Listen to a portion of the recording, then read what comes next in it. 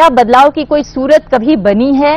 क्या कभी जिस तरह से बार बार बातें कही जाती रही हैं कि वैदिक काल में भारतीय महिलाओं की स्थिति बहुत अच्छी थी, तो क्या हम कुमकुम जी, क्योंकि आप एंशिएंट इंडियन हिस्ट्री की प्रोफेसर हैं, इसलिए मैं आपके साथ शुरुआत करना चाहूंगी, क्या वाकई वैदिक काल में महिलाओं की स्थिति इतनी अच्छी थी कि हम उसे कह सकते हैं कि वो महिलाओं के लिए स्वर्ण काल था, या आज ज्यादा बेहतर है? देखिए, ये तुलना करना मुश्किल है, लेकिन वैदिक युग के बारे में कई धारणाएं हमारे मन में हैं जिसको थोड़ा सही ढंग से देखने की ज़रूरत है। एक बात है कि जब हम वैदिक युग की चर्चा करते हैं, हमें ये ध्यान में रखना चाहिए कि वैदिक युग सिर्फ पंजाब उत्तर पश्चिम के इलाके में वेदों की रचना हुई थी। उस इलाके में उस ग्रंथ से, वैदिक ग्रंथों से जानकारी मिलती है।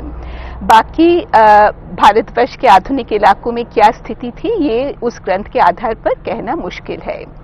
दूसरी जो बात है कि अगर हम ऋग्वेद, इसका मतलब आप ये कह रही हैं कि इतिहास भी कुछ सीमित इलाकों तक सीमित था, वो पूरे देश की औरतों की स्थिति को उसमें नहीं दर्शाया गया है। बिल्कुल बिल्कुल। दूसरी जो बात है कि अगर हम ऋग्वेद जैसे ग्रंथ को ले, और हम जानते हैं कि ऋग्वेद में 1000 से अधिक सूक्त या कविताओं की रचनाएं हैं, प्रार्थनाएं हैं, उनमें से अगर हम देखें कि महिला ऋषियों के द्वारा कितनी रचनाएं की गई है, तो हम देख पाते हैं कि उसमें 1000 में से लगभग 15 या 20 रचनाएं महिलाओं की रचनाएं हैं। बाकी जो है, आप एक परसेंटेज देख सकते हैं उसमें।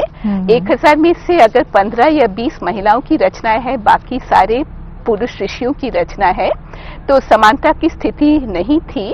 ये जो महिलाएं थी, ये एक्सेप्शनल थी, ये व्यतिक्रम थी, और उसी दृष्टिकोण से हमें उनको देखना चाहिए जी। और अगर हम वेदों में देवता और देवियों की स्थान देखें, तो देवता प्रमुख थे। अग्नि, इंद्र, सोम की पूजा के बहुत सारे प्रार्थनाएं मिलती हैं। देवियों की संख्या भी बहुत कम है और उनके लिए प्रार्थनाएं भी कम है। तो इस आधार पे हम ये कह सकते हैं कि जो लोग ये दावा करते हैं कि वैदिक काल स्त्रियों के लिए स्वर्ण काल था, ऐसा था नहीं। नहीं, कुछ एक्सेप्शनल महिलाएं हर युग में होते हैं, और उनके आधार पर मानना कि सभी महिलाओं के लिए, आम महिलाओं के लिए वो स्वर्ण युग था, ये शायद गलत होगी। लेकिन स्त्री प्रधान व्यवस्थाओं की अगर हम बात करें, मुसवी मैम आपसे, अगर हम कुछ हिस्सों की भी बात करें जहां पर स्त्रियों को या चुनिंदा स्त्रियों को एक तरह से इम्पोर्टेंस हासिल थी, महत्व हासिल था, तो वो महत्व की प्रेरणा, वो महत्व कहाँ से आया? क्या वो स्वतः प्रेरणा से वो महत्व पा रही थी, या फिर समाज उनको वाकई वो इम्पोर्टेंस दे रहा था? देखिए, अगर आप अभी तक प्राचीन ही काल में हैं, तो हालांकि वो प्रोफेसर कुमकुम राय की फील्ड है, मेरी नहीं है, मगर मुझे कम से कम ऋग्वेद में ये याद है कि जब इंद्र से प्रार्थना की जाती है तो 10 बेटे मांगे जाते हैं, कभी किसी ने बेटी नहीं मांगी है। तो मुझे नहीं पता कि उसके बाद किस तरह हम ये कह सकते हैं, और ये सिर्फ हम ऋग्वेद पर क्यों रुक जाते हैं, फिर हम अथर्ववेद तक क्यों नहीं आते, जब औरत, जो महिला जो है वो पल्यूट करने वालों में से हो जाती है।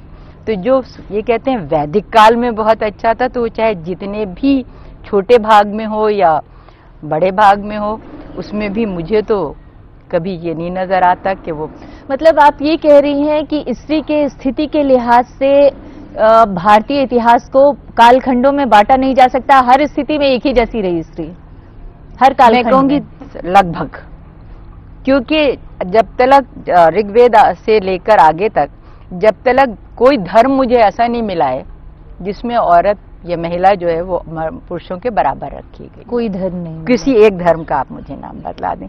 तो जब भी धर्म जो है वो सबसे आगे आएगा, महिला पीछे जाएगी।